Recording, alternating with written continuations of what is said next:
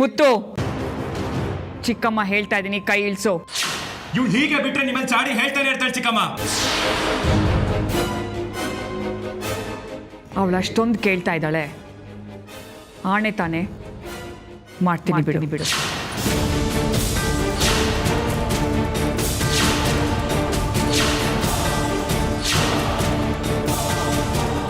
ಇವಳು ಮಾತಕ್ಕೆಲ್ಲ ನೀವ್ಯಾಕೆ ಆಣೆ ಮಾಡ್ಬೇಕು ಚಿಕ್ಕಮ್ಮ?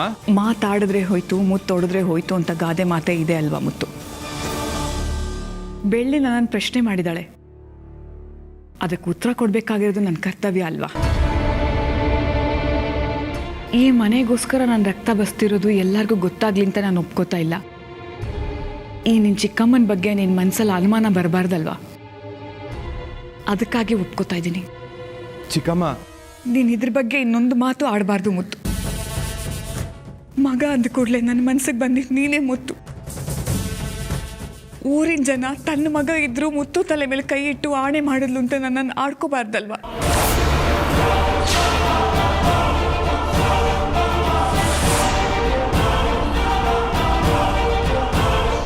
ಅದಕ್ಕೆ ಭೈರನ್ ತಲೆ ಮೇಲೆ ಕೈ ಇಟ್ಟು ಆಣೆ ಮಾಡಬೇಕು ಅಂತ ತೀರ್ಮಾನ ಮಾಡಿದೆ. ಆದರೆ ನನ್ನ ಮಾತಲ್ಲಿ ನಿಜ ಇದೆ ಅನ್ನೋದು ಎಲ್ರಿಗೂ ಗೊತ್ತಾಗ್ಲಿ. ಭೈರ, ಅಮ್ಮ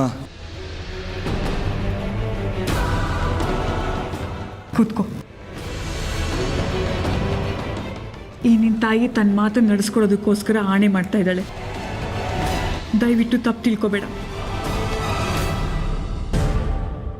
ಚಿಕ್ಕಮ್ಮ, ನಾನು ನಿಮ್ಮ ಮಗ ಅಲ್ವಾ? ಮಗ ಅಂದ ತಕ್ಷಣ ನಿಮ್ಮ ಮನಸ್ಸಲ್ಲಿ ನನ್ನ ಹೆಸರು ಬಂದರೂ ಬರದೇ ಇದ್ರು ನಾನು ನಿಮ್ಮ ಮಗನಾಗಿರೋದಕ್ಕೆ ಇಷ್ಟಪಡ್ತೀನಿ. ಈ ಜನ್ಮದಲ್ಲಿ ಅಷ್ಟೇ ಅಲ್ಲ, 7 ಜನ್ಮದಲ್ಲೂ ನೀವೇ ನನ್ನ ತಾಯಿ.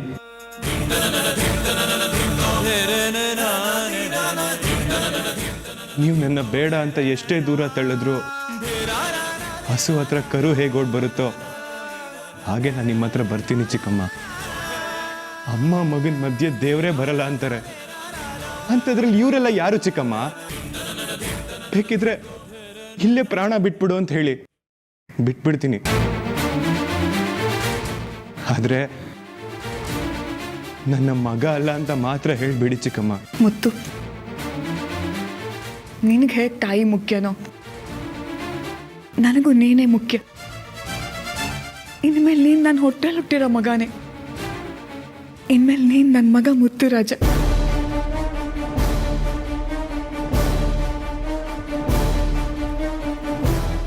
ಕೇಳಿಸ್ಕೊಂಡ್ಯಾ ಏನ್ ಹೇಳಿದ್ರು ಅಂತ? ಈಗಲಾದ್ರೂ ಸಮಾಧಾನ ಆಯ್ತಾ? ಇಲ್ಲ ಆಣೆ ಮಾಡಿಸ್ಬೇಕಾ? ಸರಿ, ನಿನ್ನ ಆಸೆ ಅಂತ ಆಣೆ ಮಾಡಿಸ್ತೀನಿ. ಆದ್ರೆ ಬೈರಿನ ತಲೆ ಮೇಲೆ ಕೈ ಇಟ್ಟಲ್ಲ, ನನ್ನ ತಲೆ ಮೇಲೆ ಕೈ ಇಟ್ಟು. ಒಂದು ವೇಳೆ ನಾನು ಇಲ್ಲದೆ ಹೋದ್ರೆ ನೀನೆಷ್ಟು ಸಂತ ಪಡ್ತೀಯ ಅಂತ ನನಗೀಗ ಅರ್ಥ ಆಯ್ತು ಮುತ್ತು. ನೀನು ನನ್ನ ಮಗ ಅಂದಮೇಲೆ ನಿನ್ನ ತಲೆ ಮೇಲೆ ಕೈ ಇಟ್ಟು ಆಣೆ ಮಾಡ್ತೀನಿ. ಬಾ.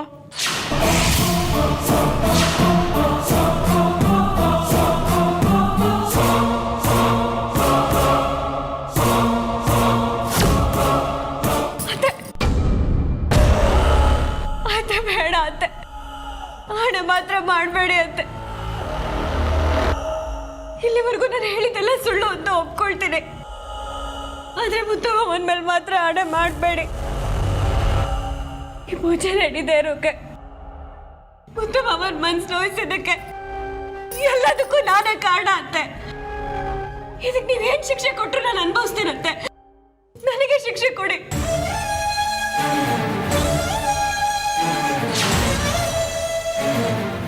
ನಾನು ದೇವಸ್ಥಾನಕ್ಕೆ ಹೋಗಿತ್ತು ನಿಜ. ನನಗೂ ಮುತ್ತು ಮಾವಂಗೂ ಮದುವೆ ಆಗ್ಲಿ ಅಂತ ಪೂಜೆ ಮಾಡಿಸಿದ್ದು ನಿಜ. ಎಲ್ಲ ನಾನು ಒಪ್ಕೊಳ್ತೀನಿ ಅತ್ತೆ. ಆದ್ರೆ ದಯವಿಟ್ಟು ಮುತ್ತು ಮಾವನ ಮೇಲೆ ಮಾತ್ರ ಆಣೆ ಮಾಡಬೇಡಿ ಅತ್ತೆ. ನಿಮ್ ಕಾಲ್ ಮುಗ್ದು ಕೇಳ್ಕೊತೀನಿ ಅತ್ತೆ. ಮಾಡೋದೆಲ್ಲ ಮಾಡಿ ಈಗ ನಿಜ ಒಪ್ಕೊಂಡ್ರೆ ಎಲ್ರು ಕ್ಷಮಿಸ್ತಾರೆ ಅನ್ಕೊಂಡಿದ್ಯಾ?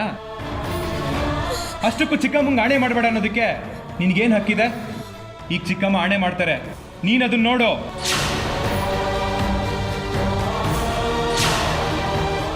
ನೀವು ಏನು ಹೇಳಿದ್ರು ಕೇಳ್ತೀನಿ ಮಾವ.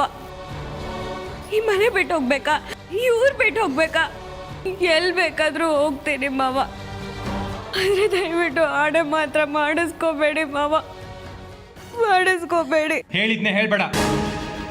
ಚಿಕ್ಕಮ್ಮ ನೀವು ಆಣೆ ಮಾಡಿ.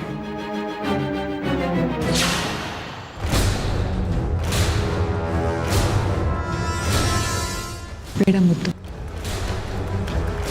ತನ್ನ ತಪ್ಪನ್ನು ಅವಳು ಒಪ್ಕೊಂಡಿದ್ದಾಳೆ. ಕ್ಷಮಿಸೋದು ನಿನ್ನ ದೊಡ್ಡ ಗುಣ. ಸರಿ ಬೆಳ್ಳಿ, ನೀನೇನು ಮುಂದೆ ಸುಳ್ಳು ಹೇಳಬಾರ್ದು, ಸರಿನಾ? ಯಾವತ್ತೂ ಹೇಳಲ್ಲ ಅತ್ತೆ.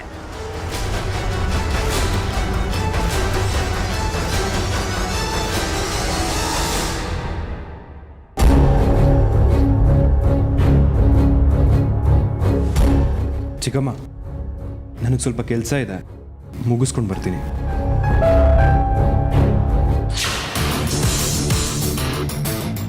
ಭೈರಾ,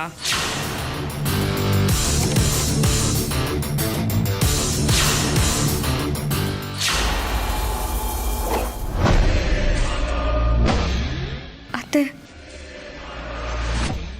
ನೀನೇನು ಸತ್ಯ ಹರಿಶ್ಚಂದ್ರನ್ ಮೊಮ್ಮಗಳು ಅಂತ ತಿಳ್ಕೊಂಡಿದ್ಯಾ? ಇದ್ದಾಗೆ ಎಲ್ಲರೇ ಎದುರು ಹೇಳಿಬಿಟ್ಟು ಸತ್ಯವಂತೆ ಅಂತ ನಿರೂಪಿಸಕ್ಕೆ? ಇಲ್ಲ ಅತ್ತೆ, ನಾನು ಹೇಳ್ದಷ್ಟು ಡೈರಿಲಿತ್ತು, ಅದನ್ನು ತಗೊಂಡೋಗಿ ಲಾಯರಿಗೆ ಕೊಟ್ಟೆ.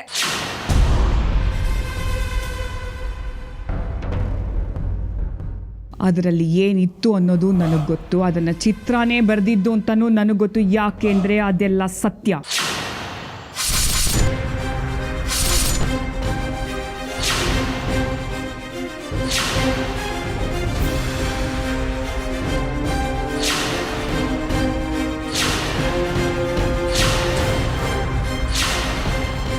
ಡೈರಿ ಸಿಕ್ಕಿದ ಕೂಡಲೇ ಮುತ್ತಿಗೂ ತೋರಿಸ್ದೆ ತಗೊಂಡು ಹೋಗಿ ಲಾಯರಿಗೆ ತೋರಿಸಿದೀಯಲ್ಲ, ನಿನ್ನ ಧೈರ್ಯನ ಮೆಚ್ಚಬೇಕಾದ್ದೆ ಬೆಳ್ಳಿ. ನನ್ನ ಕೈಯಲ್ಲಿ ಏನೂ ಆಗಲ್ಲ ಅನ್ನೋದನ್ನ ನಿನ್ನ ತಲೆಯಲ್ಲಿ ತುಂಬಿಕೊಂಡಿದೆಯಲ್ಲ, ಮೊದಲು ಅದನ್ನು ನಿನ್ನ ತಲೆಯಿಂದ ಕಿತ್ತು ಬಿಸಾಕೋ. ಯಾಕೆಂದರೆ ಇಲ್ಲಿ ಕೂತಿರೋದು ನೀಲಾಂಬರಿ.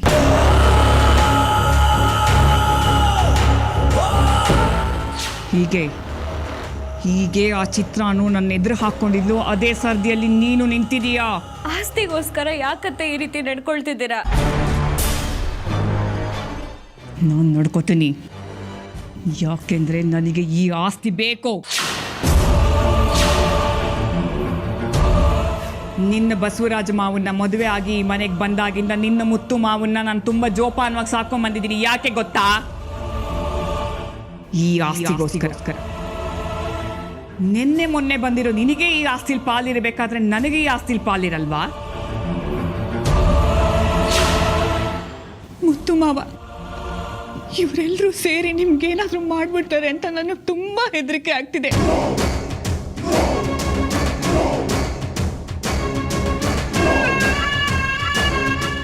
ಅಂತ ಕಣ್ಣೀರು ಹಾಕ್ತೀಯಾ? ಅದು ನನ್ನ ಮುಂದೆನೆ. ನೀವು ಏನಾದರೂ ಅನ್ಕೊಳ್ಳಿ ಅತ್ತೆ, ಮುತ್ತು ಮಾವಂಗೆ ಏನು ಆಗ್ತಿರೋ ಹಾಗೆ ನೋಡ್ಕೊಳ್ಳೋದು ನನ್ನ ಕರ್ತವ್ಯ. ನಿನ್ನ ಕರ್ತವ್ಯ ನಿಭಾಯಿಸೋಕೆ ಈ ದೇಶ ಕಾಯ್ತಾ ಇರೋ ಸೈನಿಕರು ಅನ್ಕೊಂಡಿದ್ಯಾ? ನಿನ್ನ ಜೊತೆ ನಿನ್ನ ಮುತ್ತು ಮಾವನ್ನು ಕೊಂದು ಹಾಕಿದ್ರೆ ಇಲ್ಲಿ ಕೇಳೋದಿಕ್ಕೆ ಒಂದು ನರಪಿಲ್ಲೇನೂ ಇಲ್ಲ. ನನ್ನ ದೇಹದಲ್ಲಿ ಉಸಿರಿರೋವರೆಗೂ ಮುತ್ತು ಮಾವಂಗೆ ಏನು ಆಗ್ತಿರೋ ಹಾಗೆ ನೋಡ್ಕೊಳ್ತೀನಿ ಅಷ್ಟೇ.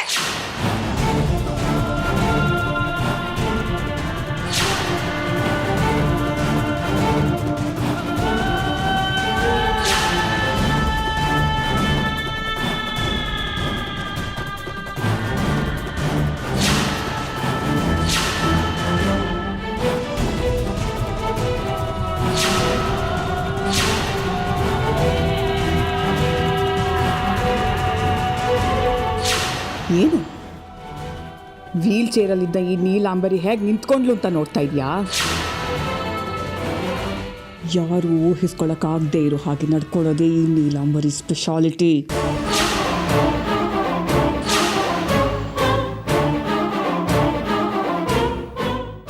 ಏನಂತೆ? ನಿನ್ನ ಉಸಿರಿರೋವರೆಗೂ ನಿನ್ನ ಮುತ್ತು ಮಾವನ್ನ ಏನು ಮಾಡೋಕ್ಕಾಗಲ್ಲ ಅಂತ ಸವಾಲು ಹಾಕ್ತೀಯಾ? ಈಗಲೇ ನಿನ್ನ ಉಸಿರು ನಿಲ್ಲಿಸ್ಬಿಡ್ತೀನಿ. ನೋಡ್ತೇನೆ. ಹೋಗಿ ನಿನ್ನ ಮುತ್ತು ಮಾವನ ಹತ್ರ ಅತ್ತೆ ಕಾಲು ಚೆನ್ನಾಗಿದೆ, ಅವ್ರು ನಿಮ್ಮ ಮುಂದೆ ನಾಟಕ ಮಾಡ್ತಾ ಇದ್ದಾರೆ ಅಂತ ಚಾಡಿ ಹೇಳು. ಹೋಗೆ.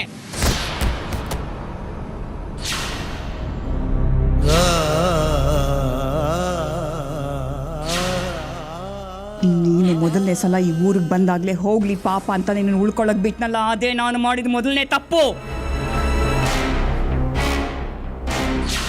ನೋಡಿ, ಇಲ್ಲಿ ನೋಡು, ಸತ್ತೋಗಿರೋ ನಿನ್ನ ಅಮ್ಮ ನಿನ್ನ ಅಜ್ಜಿ ಬಂದರೂ ನನ್ನನ್ನು ಏನು ಮಾಡ್ಕೊಳಕ್ಕಾಗಲ್ಲ. ಯಾಕೆಂದರೆ ನನ್ನ ಗೋಟೆನ ಅಷ್ಟು ಭದ್ರವಾಗಿ ಕಟ್ಕೊಂಡಿದ್ದೀನಿ. ನಿನ್ನಂಥ ಜುಜುಬಿಗಳಿಗೆಲ್ಲ ನಾನು ಹೆದರಲ್ಲ ಕಣೆ.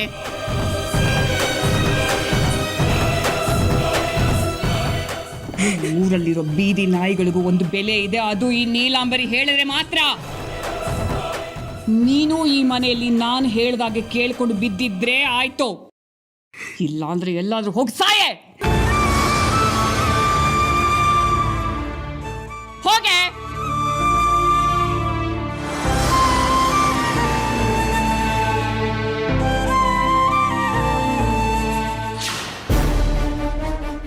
ಶರ್ಮಿಳಾ,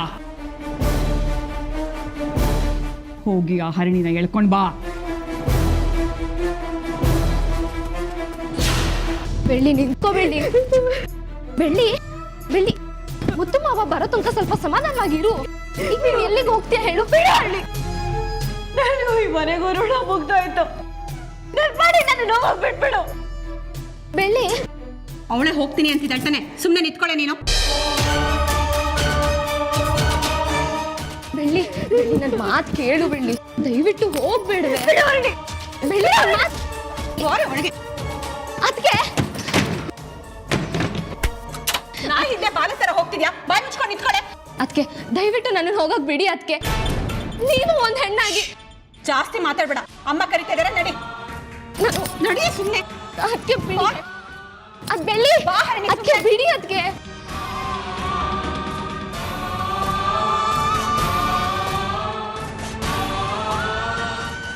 ಅದಕ್ಕೆ ಬಿಡಿ. ಅದಕ್ಕೆ ಕಿಚ್ಬೇಡ. ಯಾರ ಮುಂದೆ ಮಾತಾಡ್ತಿದ್ದೆ ಅಂತ ಜ್ಞಾನ ಇದೆಯಾ ನಿನ್ಗೆ? ಏನ ತಾಳಿ ಕಟ್ಟದ ಗಂಡನಿಗಿಂತ ನಿನ್ಗೆ ಅವಳೇ ಹೆಚ್ಚಾಗೋದ್ಲಾ? ರೀ, ಸ್ವಲ್ಪ ದಯವಿಟ್ಟು ಸುಮ್ಮನೆ ಇರಿ. ಬೆಳ್ಳಿ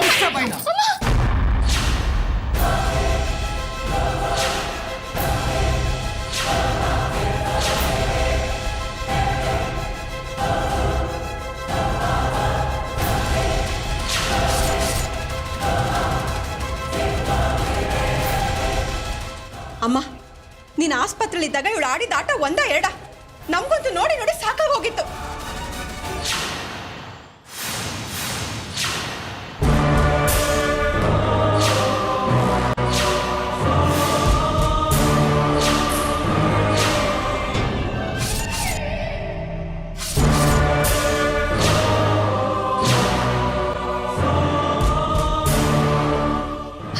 ಅತ್ತೆ ಬೇಡ ಅತ್ತೆ, ತಾಳಿ ಅತ್ತೆ, ದಯವಿಟ್ಟು ಬಿಡಿ ಅತ್ತೆ. ಅದು ತಾಳೆ ಅಂತ ನನಗೂ ಗೊತ್ತು ಕಣೆ.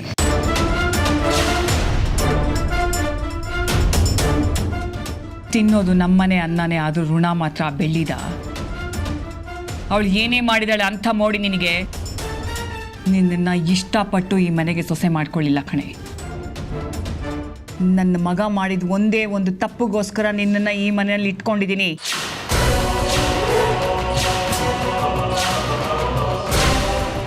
ನಿನ್ನ ಮದುವೆ ಮಾಡಿಕೊಟ್ಟು ನಿನ್ನ ಅಜ್ಜಿ ತಾತ ಆಸ್ತಿ ಯಾವಾಗ ಬರುತ್ತೋ ಅಂತ ಕಾಯ್ತಾ ಇದ್ದಾರೆ.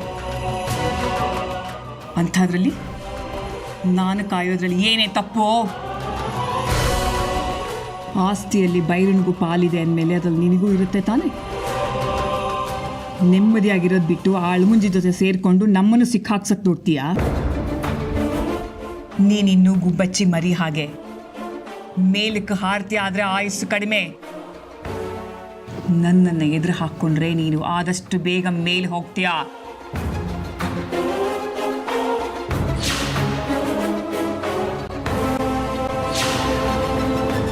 ಯಾರನ್ನ ನಂಬಬೇಕು, ಯಾರನ್ನ ನಂಬಾರ್ದು ಅಂತಾನೆ ಗೊತ್ತಾಗ್ತಿಲ್ಲ. ನಿಜ ಹೇಳ್ತೀನಿ ಅಂತ ಬಂದಿದ್ದ ಲಾಯರು ನಮ್ದೇ ತಪ್ಪು ಅಂತ ಹೇಳಿದ್ರು. ಏನು ಹೇಳಕ್ ಹೊರಟಿದ್ದೀನಿ ಅಂತ ಕೂಡ ಮುತ್ತು ಮಾವ ಯೋಚನೆ ಮಾಡಲಿಲ್ಲ. ಒಂದು ಪಕ್ಷ ಬೆಳ್ಳಿ ಕತೆ ಮುಗಿಸಿದ್ರೆ ಮುತ್ತು ಬಂದು ಕೇಳ್ತಾನೆ, ಆದರೆ ನಿನ್ನ ಕತೆ ಮುಗಿಸಿದ್ರೆ ಒಂದು ನಾಯಿನೂ ಬಂದು ಕೇಳೋಲ್ಲ. ಬಂದ್ರೆ ನಿನ್ನ ತಾತ ಅಥವಾ ನಿಮ್ಮ ಮಾವ ಬರಬೇಕು. ಅವರು ಬಂದರೂ ನನ್ನ ಏನು ಮಾಡೋಕ್ಕಾಗಲ್ಲ. ಇಷ್ಟೆಲ್ಲ ಮಾಡಿ ನೀನು ಈ ಮನೇಲಿ ಆರಾಮಾಗಿರ್ಬೋದು ಅನ್ಕೊಂಡಿದ್ಯಾ? ನಾವು ನಿನ್ನ ಸುಮ್ಮನೆ ಇರೋದಕ್ಕೂ ಬಿಡೋದಿಲ್ಲ, ಹೊಸ್ಕಾಕ್ಬಿಡ್ತೀವಿ. ಒಂದು ಕೆಲಸ ಮಾಡು, ನೀನು ಇಷ್ಟು ದಿನ ಈ ಮನೆಯಲ್ಲಿದ್ದಿದ್ದು ಸಾಕು. ಈ ತಾಲಿನ ಬಿಚ್ಚಿಕೊಟ್ಟು ಈ ಮನೆಯಿಂದ ಹೊರಡು. ಅತ್ತೆ ಹಾಗೆ ಹೇಳ್ಬೇಡಿ ಅತ್ತೆ. ಮದುವೆ ಆದ್ಮೇಲೆ ಇದೇ ನನ್ನ ಮನೆ ಅಲ್ವಾ ಅತ್ತೆ? ನಾನು ಈ ಮನೆ ಬಿಟ್ಟು ಬೇರೆ ಎಲ್ಲಿಗೆ ಹೋಗ್ಲಿ ಅತ್ತೆ? ದಯವಿಟ್ಟು ತಾಳಿನ ಬಿಡಿ ಅತ್ತೆ. ಅದಕ್ಕೆ ಲಾಯರ್ ಬಂದಾಗ ಬೆಳ್ಳಿ ಪರವಾಗಿ ಮಾತಾಡ್ದೆ ಅವಳನ್ನ ಸುಳ್ಳು ಹೇಳಿ ಸಿಕ್ಕಾಕ್ಸ್ದೆ. ಇನ್ಯಾವತ್ತೂ ಅವಳಿಗೆ ಸಹಾಯ ಮಾಡಲ್ಲ ಅತ್ತೆ. ನನ್ನ ಮಾತನ್ನ ನಂಬಿ. ಇನ್ ಮುಂದೆ ಬೆಳ್ಳಿ ಏನೇ ಮಾಡ್ಕೊಂಡ್ರು ನಾನು ತಂಟೆಗೆ ಹೋಗಲ್ಲ. ಅವಳ ದಾರಿ ಅವಳಿಗೆ, ನನ್ನ ದಾರಿ ನನಗೆ ಅತ್ತೆ. ನಿಮ್ ಕೈ ಮುದ್ದು ಕೇಳ್ಕೊತೀನಿ ಅತ್ತೆ. ಯಾವುದೇ ಕಾರಣಕ್ಕೂ ಇವಳು ಮಾತನ್ನ ನಂಬೇಡಿ. ಇವಾಗ ಒಪ್ಕೊಂಡು ಮುಂದೆ ನಮಗೆ ಉಲ್ಟಾ ಹೊಡಿತಾಳೆ. ಗುರಾಯಿಸ್ಬೇಡ, ಕಣ್ಕಿತ್ತು ನಾಯಿಗೆ ಹಾಕ್ತೀನಿ. ಅದ್ರ ಬಗ್ಗೆನೂ ನಾನು ಯೋಚನೆ ಮಾಡಿದ್ದೀನಿ ಮಾಯಾ. ಇವಳು ಜುಟ್ಟನ್ನ ನಮ್ಮ ಕೈಯಲ್ಲಿ ಹಿಡ್ಕೊಂಡು ಇವಳನ್ನ ಕ್ಷಮಿಸೋಣ. ಬೈರಾ,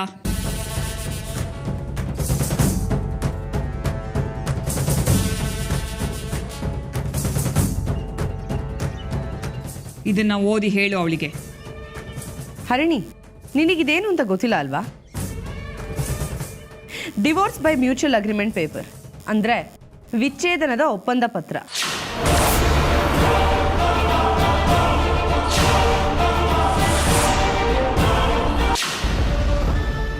ಚಿತ್ರಕ್ಕ ಡೈರಿಲಿ ಬರ್ತಿದ್ದಾರೆ ಅಂದಮೇಲೆ ಅದು ಸರಿನಾ ತಪ್ಪ ಅಂತ ಮುತ್ತು ಮಾವ ಒಂದ್ಸರಿ ನೋಡ್ಬೇಕಿತ್ತು. ಮತ್ತೇನು ಒಂದು ಪ್ರಶ್ನೆ ಮಾಡಿದ್ದಿದ್ರೆ ಖಂಡಿತ ಉತ್ತರ ಸಿಗ್ತಾ ಇತ್ತು. ಆ ಮನೇಲಿ ನನಗೆ ಎಂತ ಇದ್ದಿದ್ದು ಹರಿಣಿ ಒಬ್ಳೆ ಅನ್ಕೊಂಡಿದ್ದೆ. ಆದ್ರೆ ಅವಳು ಈ ಅನಾಥೆಗೆ ಸಹಾಯ ಮಾಡಿದ್ರೆ ಏನು ಪ್ರಯೋಜನ ಅನ್ಕೊಂಡು ನನಗೆ ಮೋಸ ಮಾಡ್ಬಿಟ್ಲು.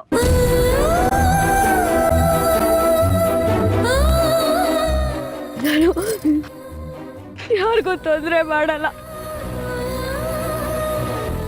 ಹಣ ಆಸ್ತಿಗೋಸ್ಕರ ಎಲ್ಲರೂ ಬದಲಾಗ್ತಾರೆ. ಇನ್ನೇನು ಯಾರ ಮುಖನೂ ನೋಡಲ್ಲ. ಎಲ್ಲಿಂದ ದೂರ ಹೊರಟೋಗ್ತೀನಿ.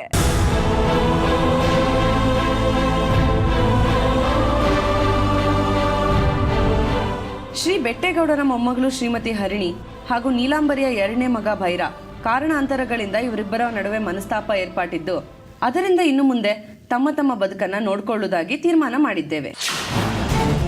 ಯಾರ ಬಲವಂತವಿಲ್ಲದೆ ಈ ಪತ್ರಕ್ಕೆ ಸಹಿ ಹಾಕುತ್ತಿದ್ದು ಮನಸ್ಪೂರ್ವಕವಾಗಿ ವಿಚ್ಛೇದನ ಪಡೆಯಲು ಒಪ್ಪಿದ್ದೇವೆ. ಕೇಳಿಸ್ಕೊಂಡ್ಯಾ? ನೀನು ಈ ಪೇಪರ್ಸಿಗೆ ಸೈನ್ ಮಾಡಿದ್ರೆ ಮಾತ್ರ ಈ ಮನೇಲಿ ಇರೋದಕ್ಕೆ ಸಾಧ್ಯ. ಇಲ್ಲ ಅಂದ್ರೆ ಇವತ್ತೇ ನೀನು ಗಂಟು ಮೂಟೆ ಕಟ್ಟು. ಭೈರಾ, ಇವಳನ್ನ ಮನೆಯಿಂದ ಎಳ್ಕೊಂಡು ಹೋಗಿ ಹೊರಗಡೆ ಬಿಸಾಕು. ಇವಳು ಮಾತಲ್ಲಿ ಕೇಳ್ತಾಳೆ. ಪೇಪರು ಪೆನ್ನು ಕೊಡು, ನಾನೇ ಸೈನ್ ಮಾಡ್ತೀನಿ. ಇರ್ಲಿ ಭೈರಾ, ನಾವು ಅವಳಿಗೆ ಒಂದು ಅವಕಾಶ ಕೊಡೋಣ. ನೋಡು, ಇನ್ನು ಮುಂದೆ ನಾವು ಹೇಳ್ದಾಗೆ ಕೇಳ್ಕೊಂಡು ಬಿದ್ದಿರಬೇಕು. ಅಕಸ್ಮಾತ್ ನೀನೇನಾದರೂ ಆ ಬೆಳ್ಳಿ ಮಾತು ಕೇಳಿಕೊಂಡು ನಮ್ಮ ಜೊತೆ ಡಬಲ್ ಗೇಮ್ ಮಾಡಿದ್ರೆ ಈ ಪೇಪರ್ಸ್ ಎಲ್ಲಿಗೆ ಹೋಗಬೇಕೋ ಅಲ್ಲಿಗೆ ಹೋಗಿ ತಲುಪುತ್ತೆ. ಏನು ಮಾಡ್ತೀಯಾ? ಈ ಪೇಪರ್ಸಿಗೆ ಸೈನ್ ಹಾಕ್ತೀಯೋ ಇಲ್ಲ ಗಂಟು ಮೂಟೆ ಕಟ್ತೀಯೋ?